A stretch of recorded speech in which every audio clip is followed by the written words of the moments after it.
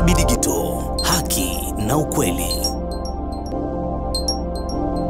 Namna sasa, ili kuelewa suala hili kwa undani zaidi, naungana naye mchambuzi wa siasa za kimataifa Ibrahim Rahby mubashara kutoka studio za Dar es Salaam, Tanzania. Rahby, Qatar imeweza vipi kuwaita marais hawa wawili na wakakubali mwito wa pamoja kwenye meza ya mazungumzo? Nashukuru Mkia. Qatar kwa sasa nafasi yake ni nyingine kabisa, ni ndogo sana kijiografia ukitazama, lakini kidiplomasia hii ni nchi kubwa iliyoendelea sana, na diplomasia yake ni kubwa na inayoheshimika sawa sawa. Qatar kama hapo Leila alivyosema, imeshiriki kwenye mizozo mingi duniani kujaribu kuitatua, lakini nafasi yao ya kutoegemea upande wowote inawapa uhalali na kuamini kuwa watu wanaweza kwenda pale au nchi zinaweza kwenda pale na zikasikilizwa. Lakini Qatar imekuwa kimbilio la wale ambao wanahisi kuwa wametengwa, ambao hawawezi kusikilizwa kwingine. Wakifika Qatar wanaweza kusikilizwa. Ndio maana umekuwa kuna urahisi sana kuwakutanisha viongozi ambao walikuwa wanapishana tu, kwa sababu Dar es Salaam walitakiwa wakutane lakini Tshisekedi hakutokea. Walitakiwa wakutane kule Addis Ababa, Tshisekedi akaenda Ujerumani. Lakini hata mkutano wa mwisho ule wa mwezi Januari wa Angola pia Kagame aligoma kwenda kukutana, lakini kwa ghafla tunawaona tu wakionekana wapo Doha. Sasa hatua ya Rais Kagame kukubali usitishaji wa mapigano inamaanisha nini kuhusu kuhusika kwa Rwanda katika mgogoro huu, licha kwamba imekuwa ikikanusha mara kwa mara? Rahby,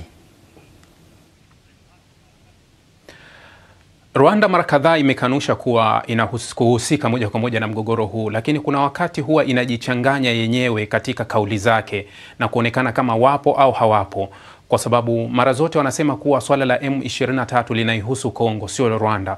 Lakini ukiangalia kwenye mazungumzo yaliyovunjika mwezi Januari kule Angola, tayari Rwanda ilishiriki kwenye vikao vingi tu na Rais Lourenco, lakini mwishoni walivyokuwa wanakutana Tshisekedi na Kagame, Kagame akagoma kwenda, akasema Kongo ilitakiwa izungumze na M23.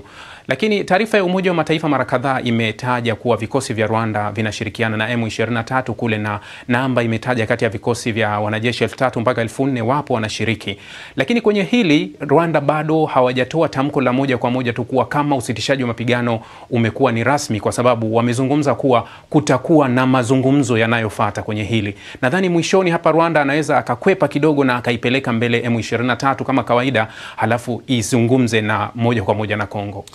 Sasa unadhani kuna uwezekano kwamba Rwanda huenda ikawa inahofia vikwazo ambavyo vimewekwa mfululizo na jumuiya za kimataifa? Rahby, bila shaka hivi vikwazo vimesaidia, kwa sababu ukikumbuka EU waliingia mkataba na Rwanda mwaka jana wa mamilioni ya dola kwa ajili ya usafirishaji wa madini yale maarufu 3T kutoka kwa Rwanda. Sasa na ni juzi tu kuwa wabunge wa kule EU walivyokuwa Brussels walihakikisha kuwa wanavunja huu mkataba. Sasa Rwanda alikuwa anaenda kupoteza hii na hana njia nyingine ya kurejesha, kwa sababu kama madini anaweza kuwa nayo Rwanda, na tuseme kuwa madini labda yanaletwa na M23 au tuseme vyovyote vile Rwanda kupitia ardhi yake anaweza akapata madini, lakini sasa soko limefungwa kwa sababu Uchina anachimba mwenyewe kule Kongo. Marekani ndio hivyo amekuwa amejiweka pembeni, soko lake kubwa lilikuwa ni EU. Sasa nani anamrudisha kuzungumza na EU? Hakuna zaidi ya Qatar. Naam, kwa ufupi kabisa Rahby, sasa haya makubaliano ya amani unadhani yataheshimiwa na pande zote? Maana M23 mpaka sasa bado msimamo wake ni dhahiri kwamba haujulikani.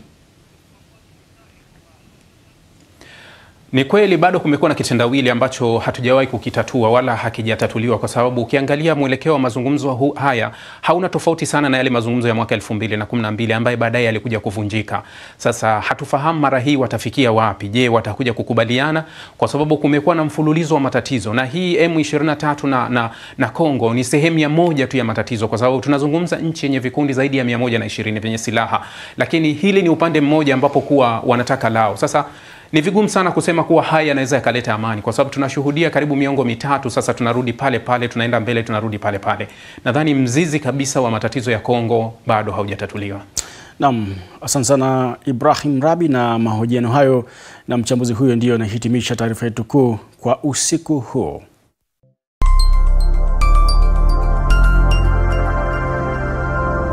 Rahby Digital, haki na ukweli.